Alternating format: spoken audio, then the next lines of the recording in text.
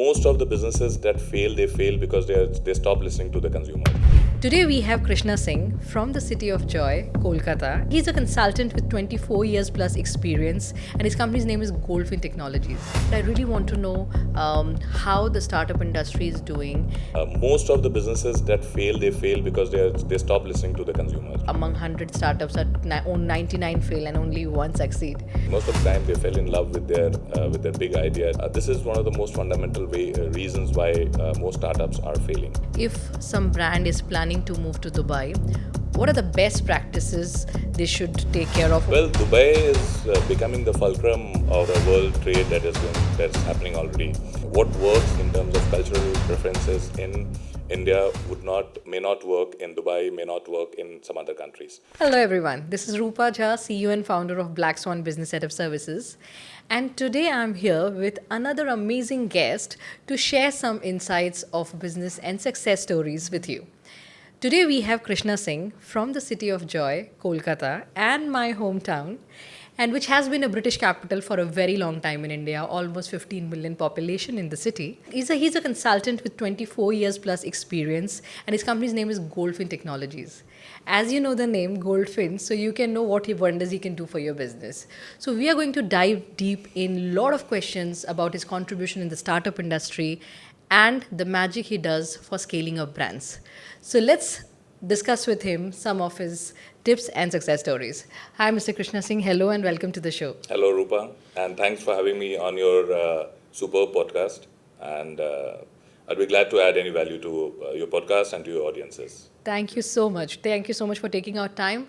And I will straight away come with the first question. What are you doing in Dubai?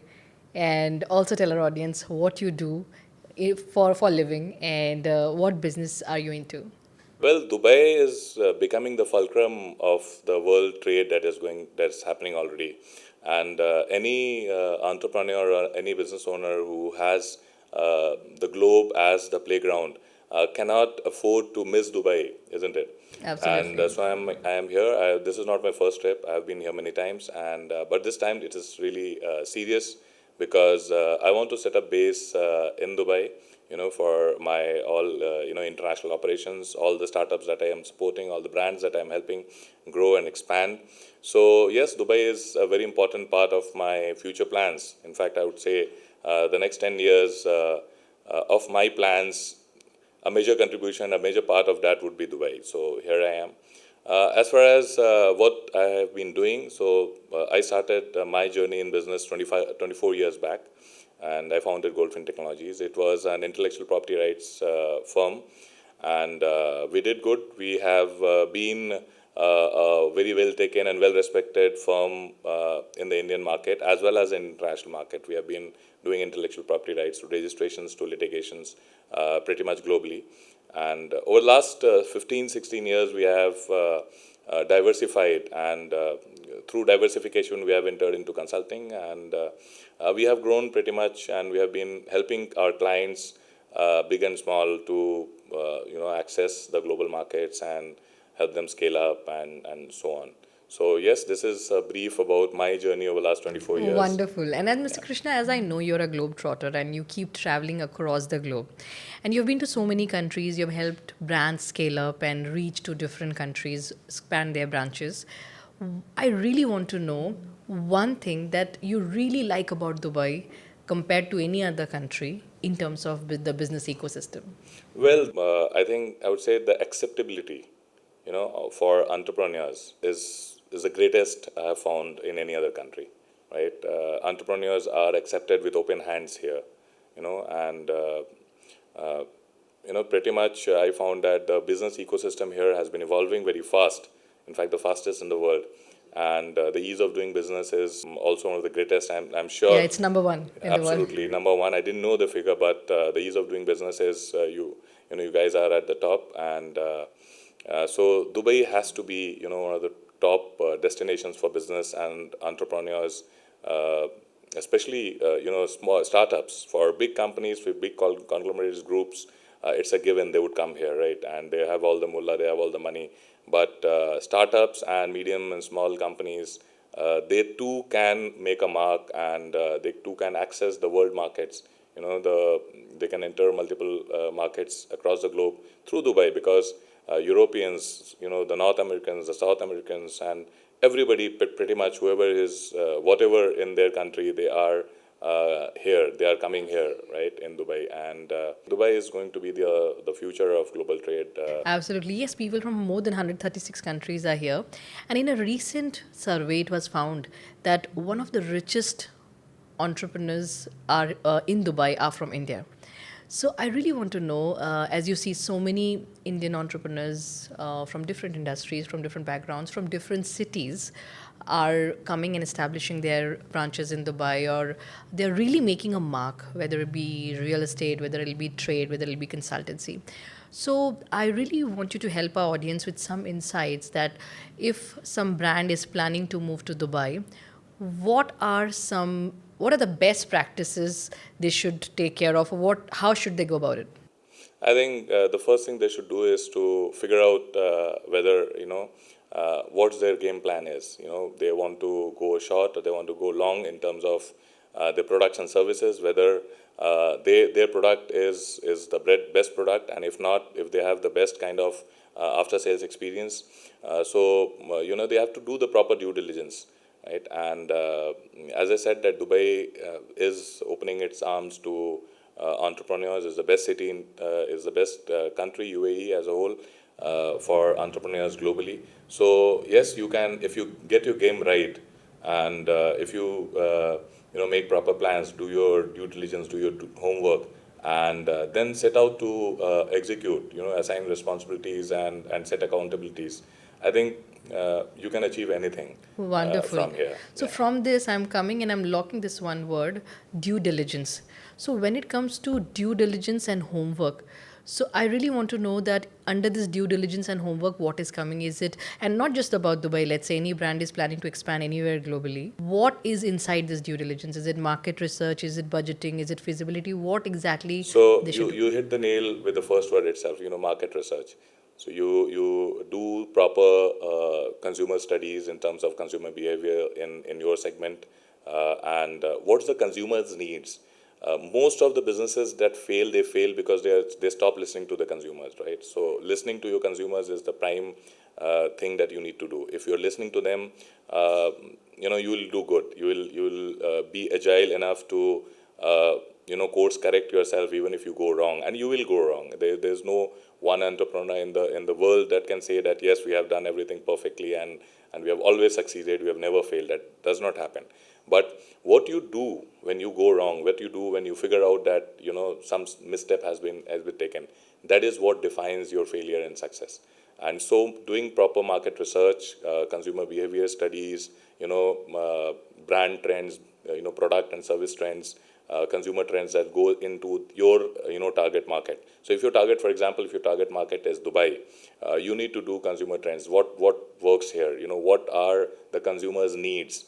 What is your competitor providing? Where is the gap between their what they are providing and the need of the consumer? And if you can fill that gap, that's where the sweet spot of success lies. So, exactly on this question, I want to ask, since you are consulting so many companies in doing their market research, in improving customer experience, doing consumer study. Now, I really want to know when, let's say, any brand is successful in one country and when they are expanding to a different country, and obviously while studying the consumer behavior and planning their own consumer experience workflow, let's say, how much difference comes, or how much of different steps they have to take when they expand to a different country? Do you have any experience like that? Absolutely. So we experience this all the time. Yeah. Since we have been present across the globe, the way people talk, their cultural nuances are all different. There are so many differences, and that's the fascinating aspect of business in doing business in so many countries. So you need to localize your strategy, right?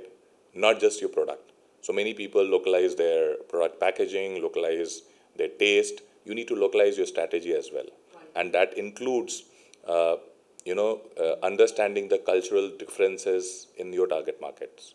right? So what works in terms of cultural preferences in India may not work in Dubai, may not work in some other countries. So you need to adapt, your strategies, your product positioning accordingly, and that's what we have been doing for our clients. And this is not true only for FMCG goods or consumer goods. It is true for anything. It's true for industrial products, because we need to understand something. Even in this age of AI, we are dealing with humans, right? And they have different sensibilities. They have different ways of doing things, right? They have different ways of talking to you. They have different ways of dealing with a brand, right? And that's where brand has to listen to the consumer in every market differently. You need to figure out that, and if you're able to figure out that, if your ears and eyes are open, I think things will work out for you. Very, very insightful. I think, yes, a lot of people, you're absolutely right that they localize the product, they localize the packaging. However, sometimes they lack in studying the cultural behavior, the cultural belief system of the consumer over there. So, when a brand is ready to expand to a different country, because I have seen a lot of times, I've seen very new and fresh companies and still expanding pretty well because they have their processes in place. And sometimes I've seen even big companies rushing to expand, but their homework is again not done proper. So is there any standard timeline that a company should be this many years old, or a company should be of this turnover, or what is the exact most important aspect that when a brand should understand that yes, this is our time to go global? I think you need to be ready before you expand. You cannot rush into expansion, right? You need to first seize the home market advantage. You need to be really strong in your home market before you can really, because you need to, if you're strong in your home market, you understand that where the consumer preferences are, even though the consumer preferences are going to be different in a different country, even though that you need to go through the whole process in that one home country that very well, pretty well. And then you need to set your processes right. You need to be efficient with your operations. You need to be right in your product mix. If you are ready with it, you can hit the global market in 2 days, right? If you're not ready with it, then you need to be ready with it. Maybe it may take 2 years, 5 years, 10 years. But yes, consultants like yours, you and myself included, and there are many good consultants across the globe. They make you ready. You don't need to Do everything by yourself. reinvent the wheel. For say, you need to be by yourself. You have support. You have good people out there who are ready to help you out. And I might say that you are one of them, right? And you have been helping entrepreneurs and businesses from across the globe and from India to enter the GCC market, and you are doing pretty much really well, and that's what has brought me here. Thank you. Thank you so much. So, hi, Mr. Krishna, and great insights about steps how a brand can go global. Now, I really want to know. I know that you have worked a lot with startups, and India is going very aggressive with startups, and they're getting government support from international funding bodies. But I really want to know how the startup industry is doing. And as you know, people say among 100 startups, 99 fail and only one succeed. So, what is your mantra for the startups to take this 1% to 5% or 10%? Absolutely. Startups in India is a fascinating story. And the Indian government over the last, I would say, 20 years have done a lot for the startup, segment and startup entrepreneurs.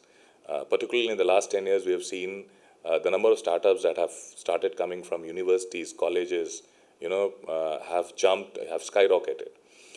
But we need to understand that why that only 1% of them succeed and 99% fail, and how we can take that 1% to 5% and more.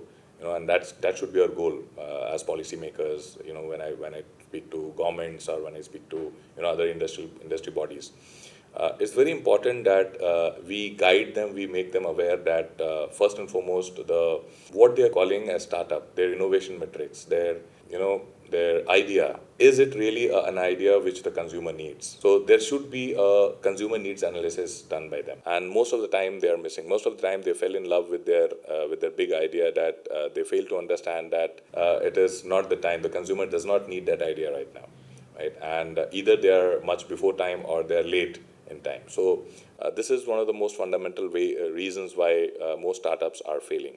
Second, they need to get their house in order in terms of profitability from day one. Most startups are playing a valuation game, and that's not what they should be looking at. If you ask me, they should be looking at an MVP for sure, getting their most valued product ready. And when they get that ready, actually testing the market. And if you are not able to bootstrap your idea, suppose no investor gets on board, and you still you know that this idea is actually what the consumer needs, you should be able to bootstrap your idea and go ahead, right? And show to your investor base that yes, I'm putting my money where my mouth is, where my mind is, and I will be able to make this as a considerable success with or without you. If you can make this happen, trust me, investors will line up for you, right? And these are the two most important things that startups needs to do. And if they start doing, and these are pretty much very fundamental aspects of startup ecosystem. Absolutely, such details that you have described. Really, startups, they fall so much in love with their idea that sometimes it becomes difficult for them to accept that their idea is either not ready to launch, or maybe it's not that and unique. and if they get somebody, if they have a mentor who tells them otherwise as well, if they have a mentor who says that no, maybe it's not time yet, to launch it, they just shrug it off. And I have seen so many startups do it, right? And even more, there are startups who don't have a mentor. So first and foremost, go and get a mentor, right? That would be my mantra, top mantra. Go and get a mentor, somebody who has done it all, who has been that road before you, right? Because that person will be able to handhold you and show the path and show the pitfalls and maybe guide you to a better result. Absolutely, I endorse it. But I really want to ask one question, because there is one thing that people struggle, and I think I'm sure even I have struggled, and many other people, when we talk about getting the idea, the unique idea. So obviously, everybody is not Einstein that the apple will fall and suddenly an idea will come and I'm going to implement it. How can a layman, let's say, a management graduate, IT graduate, mostly startups are done by, let's say, or else let's say whatever age or from whatever background they are coming, how to get that? Is it only the skilled or the lucky ones who will get that idea, or can it be created? Yes, but I would answer it in a different way. So most of the time we see that the idea is coming first and not the problem. So those who are listening to me, all the startups or all the young entrepreneurs who are, or wannabe entrepreneurs who want to be entrepreneurs and start a startup, you should try to find problems, to solve, because that's where the startup ecosystem comes in. That's where you come in. If there is a problem that needs solving, you need to find that problem. You can't come up with a with an idea which does not solve a problem, right? Or if somebody else is already doing it, maybe you're doing just 2% better than them. That's not a real something really worth actually putting your mind to it. You need to first find the problem that needs solving, and there's so many problems as in healthcare, and I would like to see more and more entrepreneurs in the healthcare industry, because this is something which actually affects humanity, right? And the problems that exist in the healthcare system, in the healthcare arena, that needs solving. And similarly, you need to solve problems that exist in other spheres, like in industry, in education. So try to study the problems with respect to the changing global environment. That's very important, because you need to foresee that where the world would be 10 years from now. And from that point of view, you have to reverse engineer, and come to a point where you think that this might be a problem or this will be a problem, unless you validate that it might be a problem. You need to validate your market research as well before you start finding a solution. That's how industry has evolved over many, many years. And this fundamental of coming up with an idea, coming up with a business will not change, right? It will remain the same. So don't try to say that, okay, even if I'm not solving a problem, even if, my idea is 20 years ahead of time, I'll go ahead with it. Of course, you can go ahead with it, but you will face trouble, you'll face headwinds there. Right. Now, when we are talking about startups, as you see, yes, there are bootstrap startups and there are startups who manage good fundings. Now, since you have worked with so many startups, is there a natural trend that bootstrap companies succeed more or funded companies succeed more? Or instead, I will put the question like this: who makes more profits, the bootstrap companies or the funded companies? I won't get into the trap that you are just laying out for me, but I would say that companies who do their research well, who are actually solving a problem better, whether they are bootstrapped, and I would say rather go ahead and say that if you are solving a problem from bootstrap to getting funded, you'll traverse that field very fast, right? You'll stay bootstrapped if you are not solving a problem, or if you are solving a problem, if you're not able to convince the investor that actually you're solving a problem that needs solving, right? And see, I'll just give you an analogy. So in today's day and age of AI and automation, not everything needs to be automated and AI driven, right? And and still, if so for example, I want to eat, and you make a robot. I'm sure somebody somewhere in the world might have made a robot where, like, I will just sit and do my work and the robot will feed me. This is not a problem or a problem at all that needs solving. So if you solve this and if you come up with, how many buyers will you find for this kind of an idea, right? But everything exists to put this together and go into the market. It sounds stupid, but this is what it is And about. that You is need. where, the concept of getting it validated through a mentor comes Absolutely. in the picture. Absolutely. Yes. Not only a mentor. See, a mentor will help you in the steps of entrepreneurship. It needs to be validated through the people who face those problems. So, for example, when you talk about the healthcare industry, and if you see that there is a gap in the way the healthcare system provides healthcare services to their consumers, and if you think that, okay, this is a valid problem, you go to the healthcare providers and you ask them, is this a problem for you, right? You do a market survey, right? And even if it is a very small market survey, it's okay. You can do a market survey of say 100 healthcare providers, but you will know that your problem assumption will get validated. So not only do you want to validate your idea, you have to validate your assumptions as well.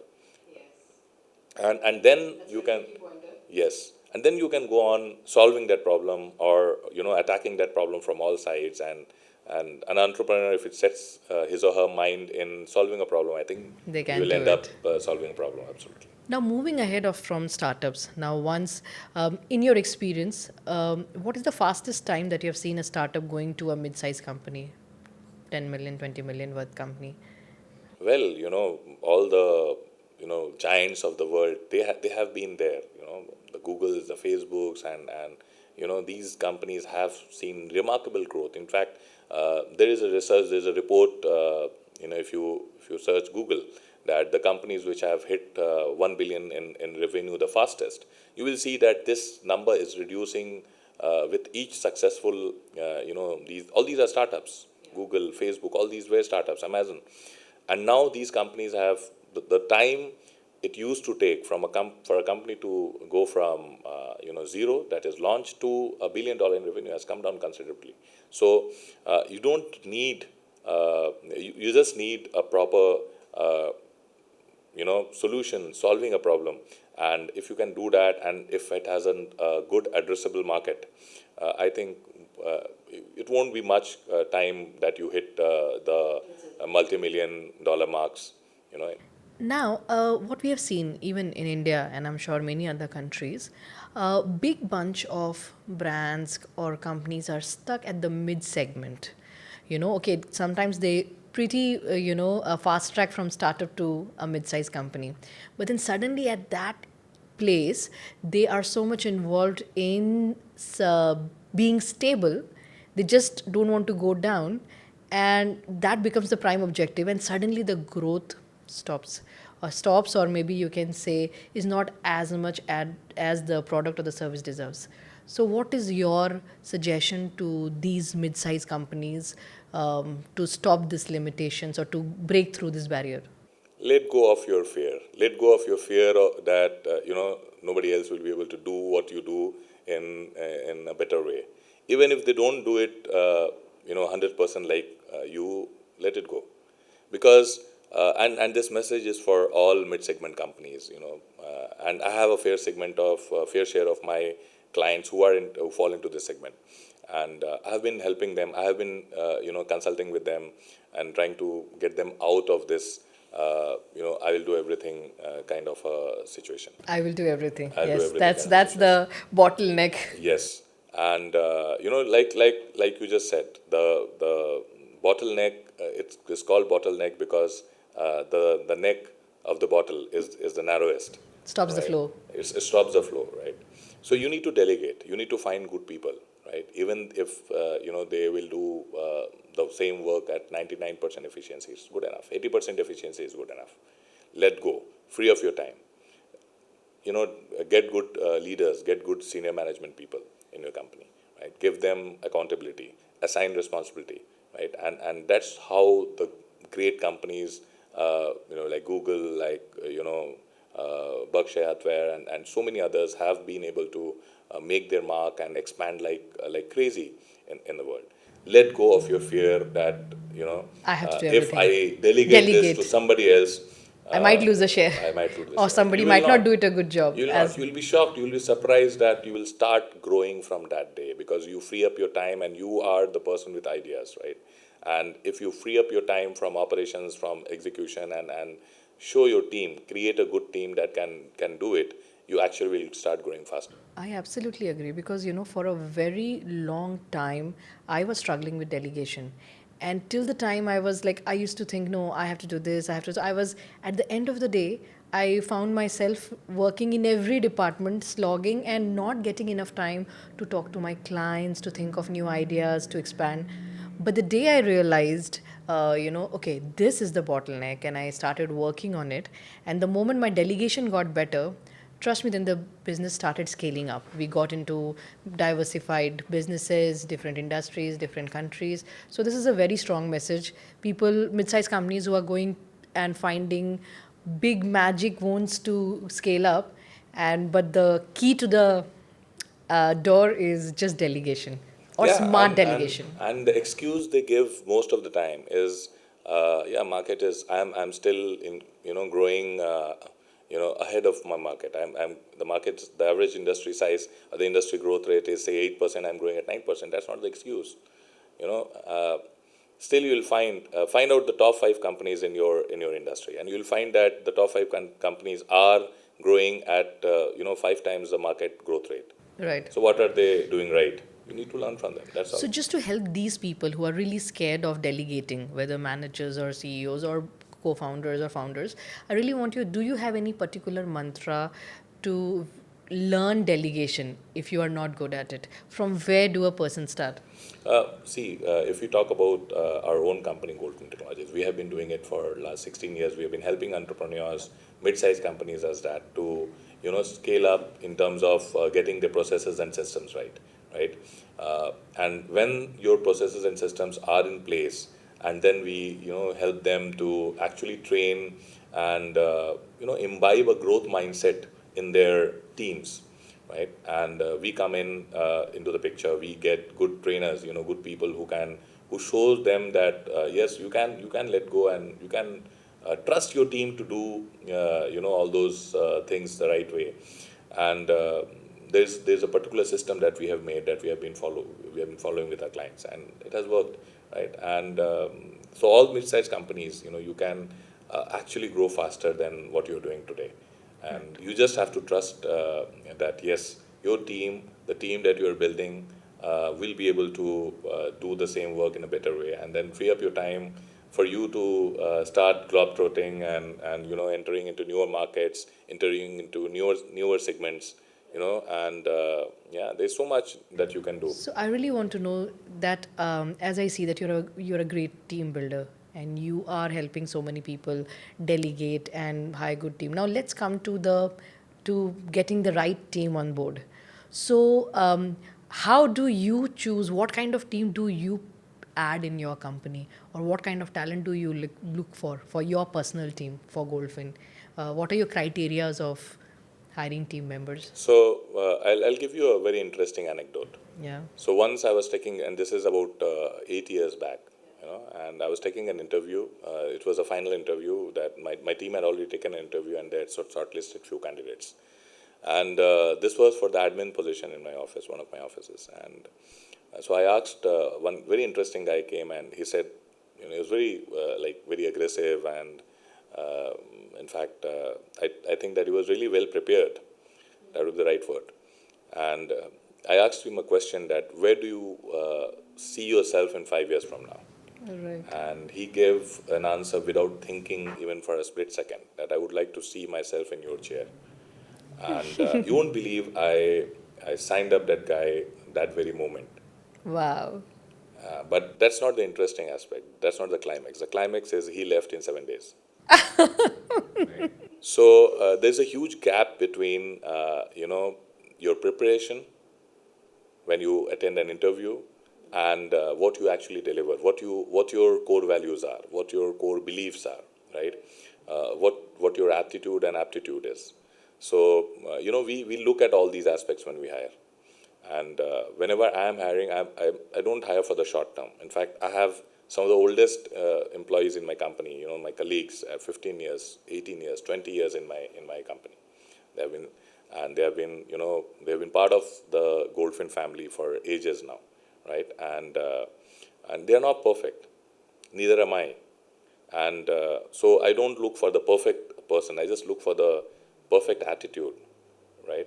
And the perfect attitude is a positive attitude of can do. Even if you're missing something here and there, that you can gain those skills.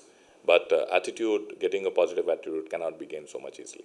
Right. So that's what one of the prime things that I look for. So little bit I want to mix my question of, because we just covered the topic of delegation and then we covered the topic of hiring the right team. Now here I have there is a gray area, or you can say there is a really a very interesting thing which entrepreneurs face, especially in a country like Dubai for sure, which is, let's say you delegate to work to people, you train them, they become perfect, maybe they become your clone. And then suddenly, when these key members leave the company, and that is one thing which is one big fear of entrepreneurs. How, and then obviously replacing them and it takes again that kind of time, energy, money. So, what is your advice to entrepreneurs to get rid of this fear? Again, let go of the fear. When I said let go of the fear, in the first place, I meant this exact fear. Trust me, most mid-sized companies, the founders and the managing directors, they have this fear that if I trust my top guys too much, and it's not that they're not trusting the top guys, but they have always this underlying fear that they will leave, and if I give them all the power and all the secrets and everything, they might leave someday, and that will put them again in the thing. Let go of that fear. That's not going to help you anyway. What you need to do is, if you get guys who actually become your clone, like you just said, you should be really happy, right? And do something what I do always. One of my core values is collaboration, right? So I always tend to, give them the power or give them a separate ownership of some segment that they can believe that they own, right? And this is the best way to retain the top talents, in your top management. And I'm talking about the top management. Of course, you cannot just distribute ownership just like that. So when it comes to top management talent, you need to really go the whole hog in retaining them, right? And whatever you do would be less to because you have worked so hard to make them your clones, right? So to say. So if they really become you, then you might well give them a separate company. So you're saying that when the right time comes, or when you feel that okay, somebody has become really very key element to your company, Make them that's the right stakeholders. time to collaborate with them in any ways, Yeah, and whether make them making it stakeholders. stakeholder or Stop giving them a seeing them as profit share. employees. Stop seeing them as employees, Yeah, you're right. and start seeing them as entrepreneurs. The moment you start seeing them as entrepreneurs in your company, working not for you but with you, that day your fear of losing them will go away. You yourself become an incubator. Absolutely. You become an incubator. You'll feel proud of yourself that you have, led an entrepreneur, a management guy in your company to reach such a level that, that person now virtually can head an entire company for you. And that's the first step of you retiring, isn't it? That's the first step of you handing over the baton to somebody, and you looking at different pastures, maybe going to form and found another company. Mind you, you're not losing the share of that company. But if you get to that position where you have really made somebody, somebody has really made the mark, and in terms of business knowledge, in terms of execution, in terms of the all-round aspect, the holistic aspect of running a business, if they reach the level that you believe that you are or you were, I think you should make them the business leaders in your company, maybe the CEO or the director in your company, and Such a that, beautiful, yes. such And a beautiful answer. Like I'm so glad that you said this, and I think yes, this is one mantra that can help us get the fear out, and it also helps the ecosystem. Your that's amazing, and that's not very difficult or impossible to do, obviously with the right guidance. Now I'll literally jump to a very important topic, which is the favorite topic for all entrepreneurs. And I'm very interested to know what's your view on that. And that is profit, the most important thing that every entrepreneur looks at. So I really want to know what are the steps that a company can take? Because now, let's say, from delegation to teamwork to expansion, market research, everything has been done. And let's say you have expanded to different countries globally. Now, how do we make sure that between all this hustle, my center is profit, and I'm keep my company as profitable as possible for as long as possible? So, what is the real key to that, or real mantra to that? I think keep evolving, keep listening to the consumer, right? Because if you keep meeting the consumer need, right, and the consumer needs keeps changing, what you're serving to the consumer right now may not be their need, 1 year down the line or even 6 months down the line. So you need to have your ear on the ground, and you need to keep changing and evolving your company, your offerings to your consumer, giving them the value addition that they need, giving them or showing them that what else is possible, right? And if you keep doing it while keeping a tab on your cost, right, while not profit, actually going all out and spending too much on providing that value add, because there has to be a cost benefit analysis in any value addition you provide to the consumer. But yes, consumer needs analysis, and it keeps on changing. I myself, I'm in the middle of a major change in my organization, right? And we started this practice 1 year back when this whole AI thing hit the world, and everybody is like, so we are doing this exercise in our organization, wherein we are not only thinking about what we can do now, we are thinking about where the world will be, or our consumers will be, our customers, our clients will be 10 years from now, Right. 20 years from now, Right. and we are preparing for that, Right. right? So that we are able to serve them better, or we are able to prepare ourselves to serve them better. You keep doing it. I think profitability is just a byproduct. So, when we are talking about evolving, now obviously that's a very deep subject, but on the surface, I want to ask, when a brand or a company is thinking of evolving, should that evolving be a random jumping into a random product that's trending, or random service that is trending, or it has to be something in the complementary business? What should be the main formula when we are talking of evolving, or what is the risk appetite that the company should take? I don't think there's any risk involved in you evolving, from one segment to, an enhanced segment, another level in your business in terms of your offerings. I don't think there's any risk involved. The risk involved is reverse. If you don't do it, you might get, completely obliterated from your market. You might vanish, if you do not evolve. Evolution is the fundamental of everything. You know, so is it in business. So what you need to actually do is actually keep listening, and there's no set formula. What I do, send surveys and feedback forms, feedback loops to my consumers, twice every year. And randomly, I also talk to my top clients, that what they're thinking, and whether my guys are doing, my team is doing, providing them the services they want, what else they are looking for, how they are looking for, how they are consuming the services that we provide. That is also changing. That is also huge. There's going to be huge criteria in your evolution. So when you keep doing it, it becomes a habit. It becomes second nature for your organization. Evolution it has to become second nature to your organization if you have to, keep profiting. On this, I just remembered something like, like it says that God has given us 2 ears and one mouth so that you talk less and listen more.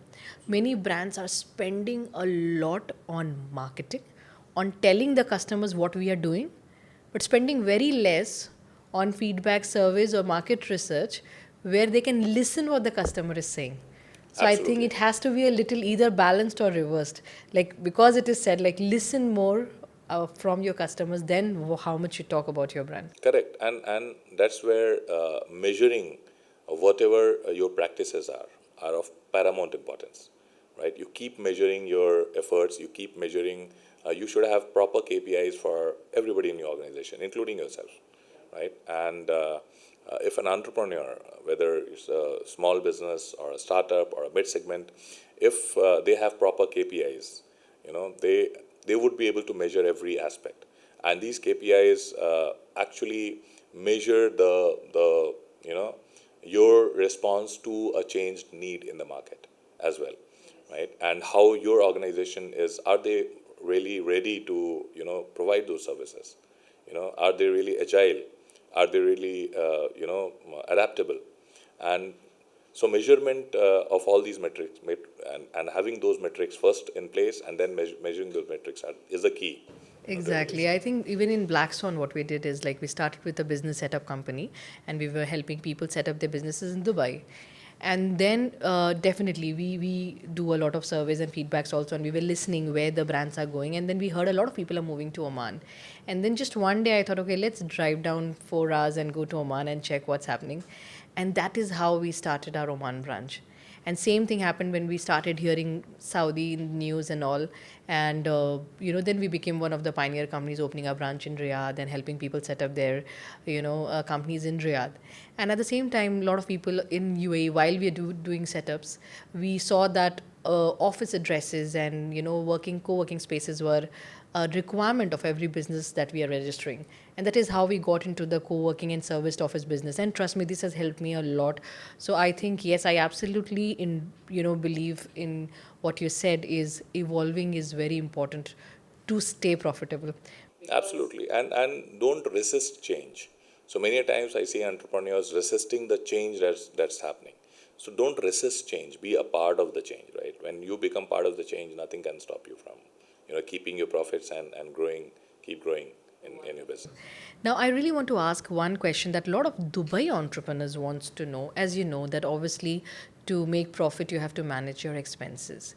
And recently, I have heard that a lot of companies opening their branches in back office in India, and they are because nowadays hybrid model is not a big deal. So a lot of companies, they have mastered the hybrid model and they are putting their back offices or operation offices in India, and they're working through that. What is your take on this arrangement and how feasible it is? And if you have any suggestion to the companies in Dubai? Either they are planning to, let's say, just put up a office, or what are the industries that are open for the international players who want to expand their brand to India? I think pretty much every segment is open in India, right? India is one of the most liberal economies, one of the fastest growing economies on planet Earth, right? And the kind of talent pool you have in India is mind blowing. The entrepreneurs, I know you keep on traveling to India. So the next time you're there, just visit some of the universities, some of the colleges, right? Some of the incubation centers of startups. You'll see, India is buzzing with ideas. India Wow. is like a universe of ideas. India itself is a mini world, right? There's change of culture every 50, 100 kilometers, right? Yes. But one thing remains static. One thing remains the key aspect of India that is now is the youth and the willingness to actually achieve something in each youth that is there in India. So yes, why only the back office of the world? India is becoming the key providers, and Indians are hardworking people. Everybody knows it. That's why they're so much successful here in Dubai. One of the places on earth which has the best ease of doing business, one of the places which has the strictest of rules to follow, and yet the Indians are successful. You find them everywhere at each level of business, of top management, of mid management. So that itself proves that in India, you can actually rely on India and the Indian youth and the Indian ecosystem to deliver, on anything that you want to get done. And India is a good trade partner for any country that deals, that does trade in a fair way, right? And I see Dubai as one of the in the coming years as one of the best partners for India, because Dubai is in increasingly becoming the gateway to the world, right? Not only for Indians but for Europeans, for the Americans and the Africans. So this gateway to the world can have a back office of the world in India and vice versa as well. There are a lot of things that Indians won't get done, and Dubai can be that place, right? And this is very interesting because when I talk about reverse flow of knowledge, reverse flow of ideas, business is a place where actually Dubai entrepreneurs can come into India, and I can show them how they can be part of the Indian success story. Wonderful. So it was so enlightening talking to you. I think we covered a lot of important topics. I'm sure this podcast is going to be very insightful for startups, for mid-segment companies, and brands who are planning to go global. Now, I really want to know something about yourself. So, if you have one advice that you want to give to 20 years old Krishna Singh, what would that advice be? Yeah, I think toughest question that you've asked. 20 years back, I think I was When you were that 20 it, years old? I was 20 years old. Yeah. So for my audience, for your audience, I started business when I was 19, right? So when I was 20-year old, I was already in business. So Goldfinn Wealth and Advisory Services had started then. I had created some algorithm, and I thought it was the next big thing that is going to hit the world, and I had to wrap it up in 6 months' time. Yeah. So and then Goldfinn Technologies happened, and got into intellectual property and so on and so forth. So the top advice I would give to the 20-year-old Krishna, back then, is to keep doing what you have been doing.